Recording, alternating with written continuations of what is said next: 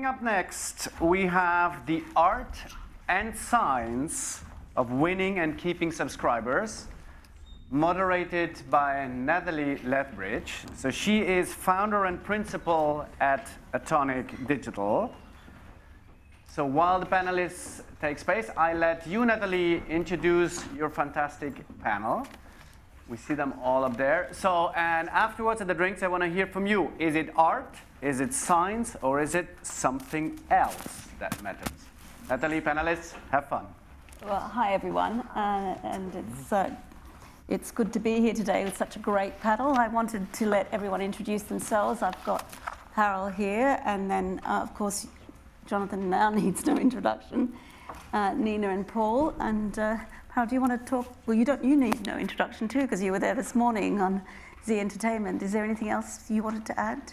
No, thank you. I mean, I think most of the people I've seen in the morning as well. But I'm Parul. I work for Z Entertainment UK. I'm the territory head UK and the finance director for UK, Europe, and Americas. Yes, so I look after the business and finance together. Dual responsibility, good one. Thank you. And we've just heard from you, Jonathan. Nina. Hi, I'm Nina. I'm Chief Operating Officer for Marquee TV, which is a streaming SVOD platform for global performing arts. So we're addressing a very well-defined niche and building something very unique, which is covering ballet, contemporary dance, opera, theater, documentaries. So everything to do with performing arts. Good afternoon, everybody. My name is Paul Hastings. I'm SVP of Sales for WIP Media. And WIP Media, we provide a wide range of services to a large numbers of organisations within the pay TV infrastructure. So we work with studios and with operators to provide automation and optimisation of content licensing processes, and one of the latter parts of that has been the application of data to the licensing decisioning. And our data sources primarily come from one of our assets that we own, which is a thing called the TV Time app. The TV Time app is an app that's available and used by 21 million people around the world to track the content that they're watching across all different platforms, whether it's pay TV platforms or the OTT platforms we've been talking about today. So we use that data and license that out to broadcasters, to the OTT platforms themselves, and also, interestingly, latterly to the connected TV platforms to make better and smarter decisions about how they use the content that's available to them. And all of that is particularly relevant with what we've just heard. I mean, today we've heard that from Maria this morning that actually churn has increased 45% across both pay and OTT since the end of the COVID confinements. So this year, we've also heard that in parallel there's been that 80% of homes in the UK have an SVOD service, and 84% of home increase in new subscriptions. So there's a lot of movement and activity which creates an interesting and challenging business models. We're talking not just about subscribers today, but about users, and that's important, particularly in light of what you've said, Jonathan, and also you also deal with free and AVOD, and that's an important part of the ecosystem. So the first and obvious question that we've started to touch on with Tim's presentation and the golf model is, what are the key strategies that you're looking at in the free and pay model to plan and understand this complex problem of churn? And when do you engage with your audience or your user or your subscriber?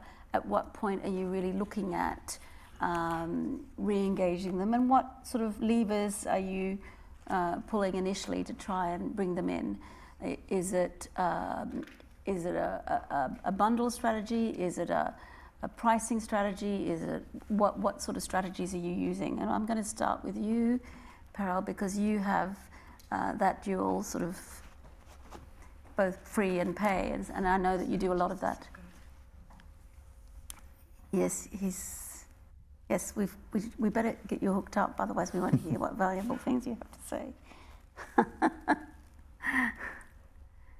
There we are. Okay. Thank you so much, Natalie. This is a very good and interesting question. I would like to say to Tim that, yes, we are playing golf at the right price. So, which was very nicely put up by you. I mean, I have not seen this like a golf model before, but yes, we have this different genres, different propositions, what a consumer is looking for whenever they are coming to any OTT platform. They're not just coming there for a TV channel or a TV show or a one exclusive or two exclusives and all this. They're coming there to spend time, to have a nice time. So, and today golf is a good sport. So we are offering them and at a good price. So this is how a pricing strategy is being done for the platform. When we have this AVOD model, like we have freemium model for our Z5. So what we do is for Z5 AVOD subscribers, I'm calling them subscribers because everyone needs to register before even they can watch any free content.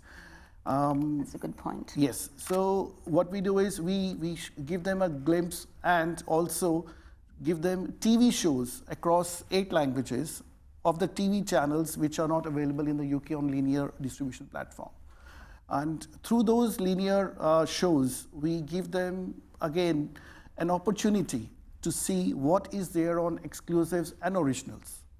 Not just in terms of movies and other TV shows, exclusives, but also the things which they want to watch only. We just show them through our back-end algorithms and AI.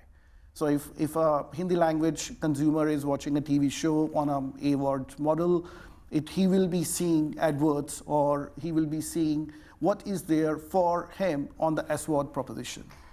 So you're using your analytics, you're using your linear channels, as tasters, you're using your analytics then to drive and serve up options and push them up to pay and keep them in the pay. Is that what you're saying is your model? Absolutely. So the whole ecosystem fits together and feeds off each other and builds on each other to try and generate upsell and then reduce churn.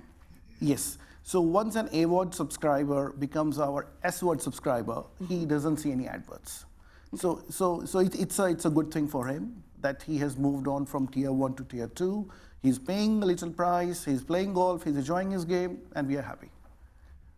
So that's not an unfamiliar model to you because you have, of course, the Plus model where you reduce your ads. How is that working for you in terms of migrating and keeping people in the pay layer?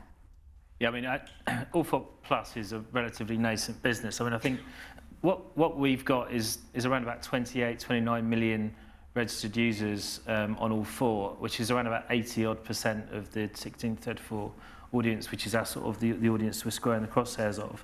So we're talking to them constantly, and we're marketing constantly. I mean, this is such a difficult question, right? And also, I talked earlier about the fact that we're pivoting towards digital, but there's a constant clutch control going on, and how much you want to let the clutch out and actually go for the digital audience, to sort of like the detriment of your linear audience. And we're constantly, the tensions are ongoing, and how we commission, how we schedule, how we box set, it's just an ongoing topic of discussion, I would say, on a kind of like daily, weekly basis, as you see how many views you're going to get that particular week or month. So it's really, really difficult, but I would say it's definitely shifting in terms of how we commission shows, the genres that we focus on. Some of the genres we're dialing down now, some of the acquisitions that we're making in the open market, some of the successes we've had and why they've been successes on All4, whereas they wouldn't have been as successful on Channel 4.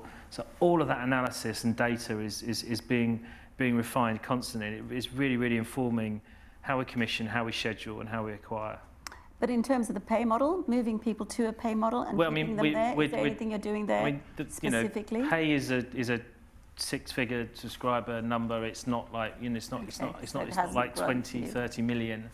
But it's a good string to our bow, because there is that small subset of audience that don't want to watch the ads. So it's a great sort of safety valve to keep them in our ecosystem. And that's the point, is keeping them in your ecosystem for as long as possible. So it's time spent, that's the value of the metrics. Nina, you have an SVOD model, but it's a specific SVOD model because it's targeted towards passionate audiences that really engage in the content that you provide. Can you give us a sense of your challenges with churn, and also coming out of COVID, whether you've seen any real change in terms of the level of churn and the sort of activities that you've done to try and mitigate churn? By that I'm thinking, for instance, of some of the live performances. And we'll talk in a minute about whether live is a real hook for people in terms of creating reasons not to move elsewhere. Yeah. I can talk a lot about churn and how we mitigate it. We are very peculiar in terms of our business model, a very interesting service, because half of our subscription base is annual. And we know by now that these people, they watch more content, they make decision to subscribe much faster than monthly subscribers, so they know what they came for. So our challenge is actually engaging monthly subscribers with content. Content is at the heart of what we do. And we know our audiences by now well enough, so we know what drives people to subscribe, what drives them to stay. So it's actually being very clever in how we're using the content. So good example is people subscribe to watch a concert. So what we do is we strive partnerships for the season. In our case, we kind of replicate live seasonal calendar in performing arts.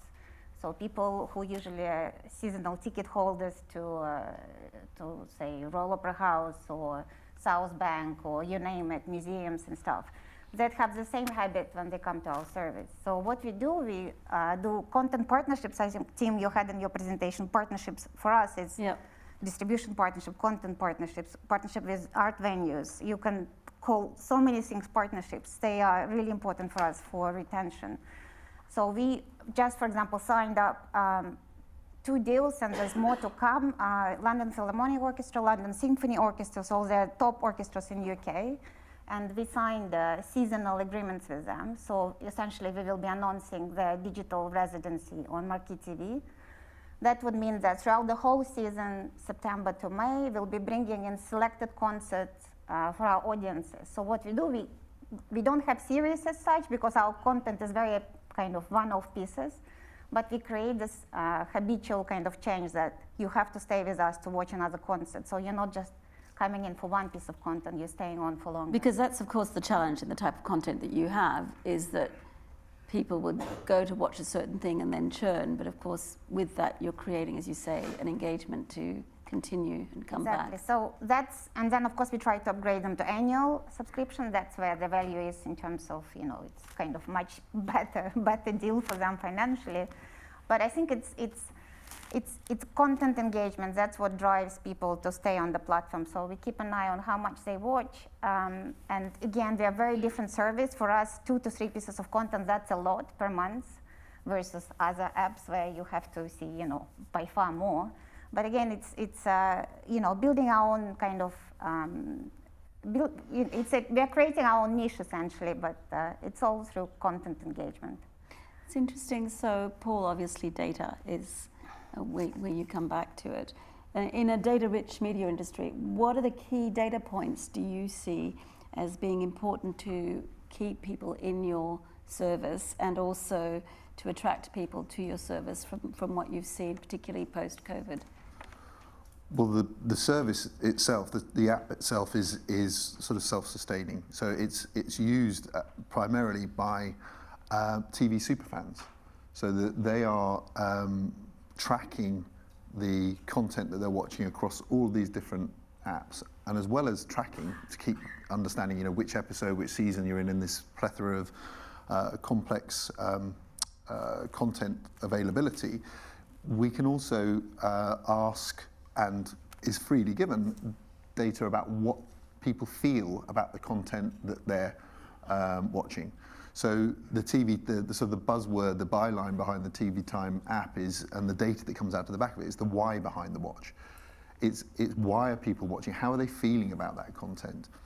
And that actually can be used in a number of different ways, and is used in a number of different ways in terms of the point that we were just talking about in terms of planning for subscriber churn and the difference between monthly subscribers and annual subscribers. So annual subscribers, we find, you know, when the data is being used, those people are quicker to sign up, and they know what they're signing up for. For people who, we're working at the moment with a very large European operator that has a monthly subscription model, and the ability to be able to identify what content is going to come onto the platform at a later date, using the information that's available where it's been licensed before and where it's been seen and how people are excited about it.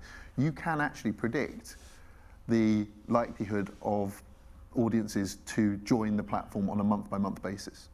And we've seen that an instance of between 6 and 7% increase in accuracy in the predictive ability to be able to understand what people are going to be signing up for. So that's really interesting, because I think a lot of people are starting to talk about forecasting and, you know, being able to forecast so that you reduce churn prevention. Doesn't that involve also trying to align what you have with third-party data and trying to get a much more complete picture of your audience and absolutely content? I think it's, you know, the idea of a single data source being the font of all knowledge is a bit of a fallacy. I think it is absolutely the ability for sophisticated organizations to layer data upon data upon data sets to actually give you a clearer idea of what's happening within your audience and how they're going to be behaving. And I think that's something that our customers are of the CVM Insights data are using it in conjunction with other data sets. So it's not a standalone in and of itself. It's absolutely something that is additive to a lot of the data that they will have themselves. But frequently you won't know what's happening on other platforms. So one of the key things here is Z, Channel 4 will know exactly what's happening on their platforms, but what's happening on Netflix, what's happening on Amazon, that's the interesting part where we can actually start to help with defining where those audiences are.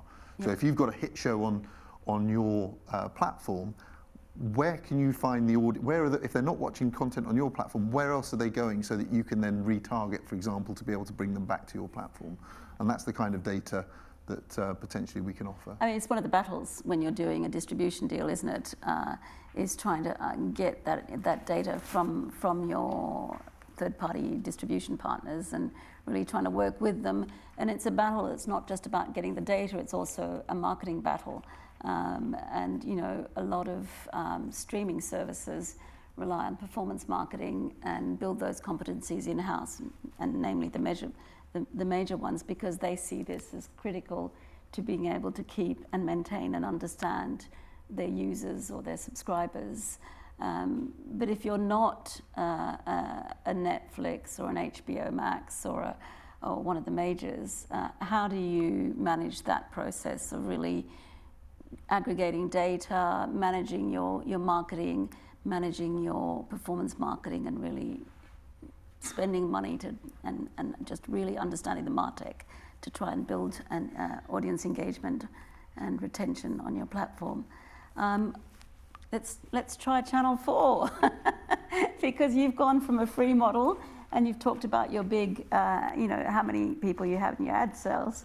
You've talked about content creation, but what about this key thing of performance marketing? I'm not going to be able to give a very good answer to this because I'm not a marketeer, but I do know that we're putting much more emphasis in how we market to certain audiences on certain platforms and trying to understand that kind of ROI. So I'm sort of, I suppose, pointing towards social as a kind of like, being able to sort of try and deliver that kind of like closed loop attribution to that particular viewer going back and watching a piece of content on all four. It's by no means in exact science, and some of the conversations we've had with some of the attribution models from some of the social platforms, very much sort of marking their own homework and questionable, I would say, in terms of And what they can offer. So It is one of the challenges is that the measurement's different by platform and yeah, 100%. the attribution's different by platform. There's a lot of emphasis there and a lot of focus within our marketing team to try and drive not just subscribers to All 4 Plus, but also increasing viewing to All 4. But again, there's a lot of work that we do within our own ecosystem around the data that we have, and we have now a super panel of hundreds of thousands of users that we can kind of like track. We can also speak to and survey on a regular basis, and we can really find out a lot about their habits and behaviours. So we can be a lot more targeted about where promotions go in stream to make sure that we get people to watch. People that are fans of Made in Chelsea, naturally you think we'll watch First Dates. Well, that actually isn't the case. So all of that kind of intelligence around where we put smart promotions within content to drive viewing around their ecosystem is really, really important. But reach is also really, really important, which is why we advertise on social platforms. So a couple of points there that I take away. One is behavioural analysis is really important. Stop thinking purely in terms of demographic and matching genres, but also think about interests and trying to extract those interests and matching those with your content. But also, I guess, just moving towards sort of tracking audience behaviours, bringing them in. And how do you guys do that in your? Well, of course, like Jonathan mentioned, we do the same tracking and see the behaviors of the users of the platform, how are they watching, what are they watching, where are they watching. In addition to social and the performance marketing, we also use targeted marketing with Sky's AdSmart.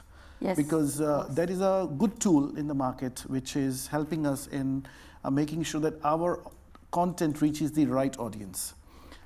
So it did help us. We have tried it a few times. It helped us, and we will definitely, use it as and when it's required.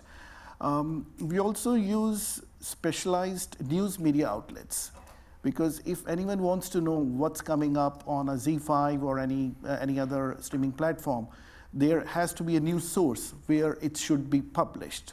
So we try and use those news sources and kind of market our content there, so that any users who is a consumer of Indian content, they will see our content and try and come to our platforms. So going also to where people are making the content decision, presumably, is important. And what we've seen is that people are not necessarily making their decision to view content on a traditional TV screen. They're looking online, they're looking at various sources, they're looking at, we've heard today, personal recommendations on social. Nina, in Marquee, have you done any thinking about that and about your partnerships? You said you had a very strong partnership strategy. How does that work in terms of finding audiences and keeping them engaged? The more targeted, we've learned over the last 2 years that the key is to be very targeted in terms of marketing spend and overall how do you approach your funnel exercise. So, we have plenty of channels we use. Influencers work very well for us, especially for, working with influencers in a particular genre, artists, choreographers, you name it. Lots of things. We just launched on Amazon Prime in US. That's interesting because we know that we've done segmentation study in US that our subscribers are on Amazon Prime. They're not, fighting for your first, second, even third subscription. We are, targeting people who, have enough money to subscribe for, 5 or 6 services in US. So they are actually on Amazon Prime, we know that. So they're looking for services to top up and top down every month, right? But those people, they have a high propensity to churn as well. So again, we're learning our lesson now. Acquisition costs are much lower on Amazon in our case, but then how do you retain users when you actually lack data to do it in many ways, right? You know lots of things, but you also don't know enough because it's not our direct service, so we can't retarget effectively. So it's all a learning curve for us in many ways, but I guess I'm gonna go back to the beginning, what I was just saying, being very Amazon, we are not very targeted because we're trying to kind of probe different things, but we can definitely see that we already targeted in terms of where we are. We're already within Amazon Prime environment. But on our own direct service, it's working with particular interest groups on social, creating our own communities, working with our content partners, of course, because they already have these people on their mailing lists. They know exactly, where they are. So it's engaging their audiences. That's a way forward for us. And so, Paul, in terms of the data that you've seen, what do you think are the key sort of considerations there? Well, I think the churn prevention is one of the key elements of any business that is living on the subscriber base. I mean, I sit on in a position where I've got four, and maybe more, maybe even 5 actually, because I think I've got a BFI subscription that we signed up to ages ago, of major subscription services. And when we're looking at how people stay within those platforms, often it's down to the content that's being presented to them on those initial pages. So we can one of the advantages we have within the TV Time app, I think as Jonathan was alluding to, you have a survey capability. We can also survey our audience, so we can have a specific target group that have watched a particular channel or watched a particular piece of content, and we can ask questions of them. And we find that in terms of the people who are retaining and staying on a platform for a given period of time, those are the people who are spending the largest amount of time focused on the content that's on the front pages of the platform. So it's the ability to be able to make sure that you're curating the front pages of your services that are going to that help to keep people on the platform for a longer period of time. So it's still that promoting up front, but what else? What else do you see in that data in terms of what is going to actually create people's impulse to stay and keep on watching?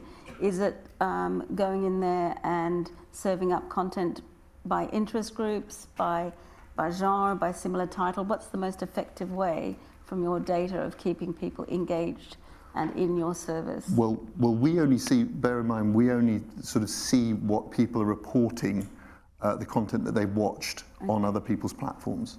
So we don't actually have the visibility of what people are doing on the platforms themselves. But you do see that the content that is the stickiest, the content is often presented in the box set environment. We've now got to the point where people are reporting that they don't want to watch the Apple TV model of drop on a Friday night has real pushback now. Okay. People want to be able to access their content because they've got so used to it. So that's an entrenched habit now, is that you have to have content available all the time so that people can actually curate their own timing for their own. The genie can't go back in the bottle to try to recreate that linear experience of appointment to view. It's very hard to do. The other line of retention is really that I've seen from clients is actually distribution. So D2C is a very hard model. You have to keep on feeding the beast. It's expensive. But partnerships with telcos, partnerships with pay TV providers. I've seen evidence that actually there's limited amount of churn, or the churn goes down when you're part of a bigger bundle of content. What's your experience on that on ZTV, for instance, in terms of your partnership strategy? Because you've got both D2C and you distribute through your partners. What's most effective, do you think, in terms of long-term retention and increasing your customer lifetime value? Well, in the UK, Europe, we do D2C. We do not have any partnerships other than with Androids and Apples. Okay. And it's working very in favor of us. Right. because most of the user base what we have currently, they are binging around everywhere. So they just don't consume our product, but they also consume other competition channels as well. So to tackle that, what we have done is we have started advertising about Z5 on competition channels. Okay. Yes, so we are advertising about Z5 on like Colors or Sony or other channels, and we have seen traction. Because why do we leave any audiences which is watching us and also watching other content? So it's also to tell the people and to tell the audiences, yes, we are there everywhere. So it gives them a sense of awareness that yes, oh, Z5, I know. So this is the new strategy for retention and acquisition we have required to advertise and use competition platforms as well. Not the streaming platform, but the linear channels. So, I mean, Channel 4, you've gone across many different platforms. Connected TV, obviously, we've heard a lot about that. What's your opinion of connected TV as being the ultimate aggregator and a great place to go if you want to keep your audience and your users in one place and, therefore protect yourself against churn? Yeah, I mean, look, ultimately we have to go to where audiences are, and picked up on that earlier around what we're doing with YouTube. And the challenge we've got is the triage of working out where to place our bets, where to double down, where to make investments in existing platforms, or also selecting the new platforms. And connected TV is big screen is obviously an important platform for us because it's where 75% of our viewing comes from now. So it's the constant tension within our business at the moment, and I also lead our distribution strategy within Channel 4 is trying to work out where we've only got a finite amount of resource. So where do we place that resource to maximise impact and growth, and also those bets on those platforms that might not be big now, but if we get in early, they're going to be big in 12 months' time, and that's going to add another dimension or another audience that we wouldn't necessarily have been tapping into. Interesting. What is the, when you're thinking about audience measurement, and churn is just one factor, but customer lifetime value and the impact of that, there's a bit of a difference between each of you. You're an SVOD service, Nina. Mm-hmm. What's your prime consideration when you're measuring the impact of your marketing dollar and all of your investment in your users? Well, acquisition cost, of course. And then the next metric is conversion from free trial to pay, obviously. And then the churn, and of course, annual churn is annual churn. So we deal with it once a year. So these customers are by far more valuable to us. And so your measure of success is ultimately? That's a myriad of things, but churn, conversion, everything, retargeting, win-backs, you name it. But share of time, is that share of time? I think the moment they watch on a big screen, they watch more, like full stop. Content is so spectacular, the productions we have, there's no way back.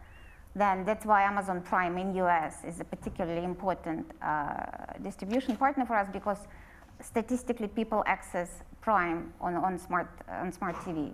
So that's full stop. So we're already in the right ecosystem for that. Samsung is important, but it's all about engagement with your content, right? So I've been talking about this before. But yeah, we're a growing business. For us, we watch every single metric.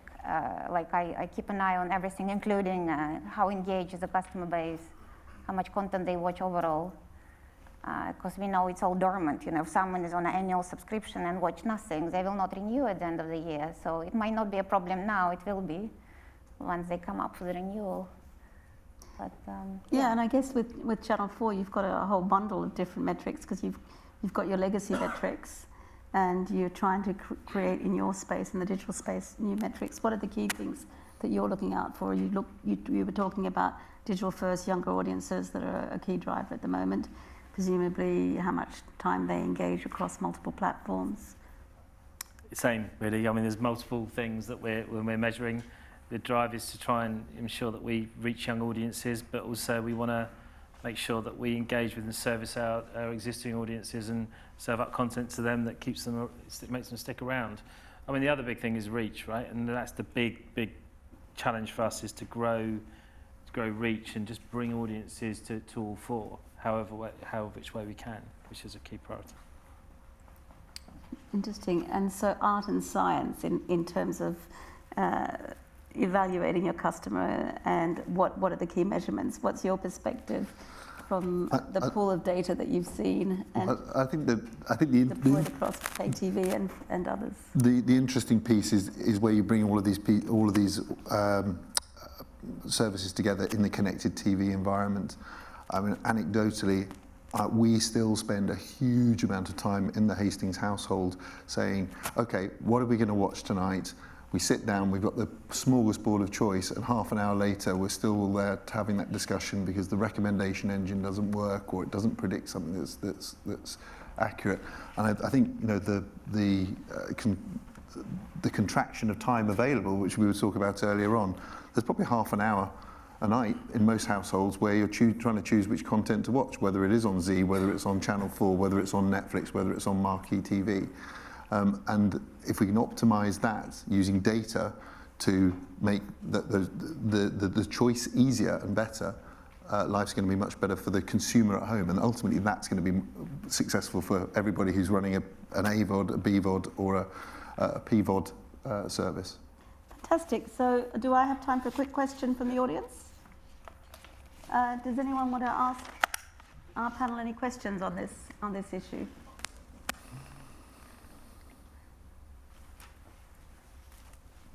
No. Well, I guess it's because it's drink time and I'm holding everyone back from alcohol. Just a final word from each of you in terms of where you see sort of the biggest growth in terms of, we talked about platforms and place where you can actually go and aggregate your audiences and understand them. We've talked a lot about connected TV. Do you agree with that being the I think that's telling us we have to go. All right, we'll shut down now. Thank you very much.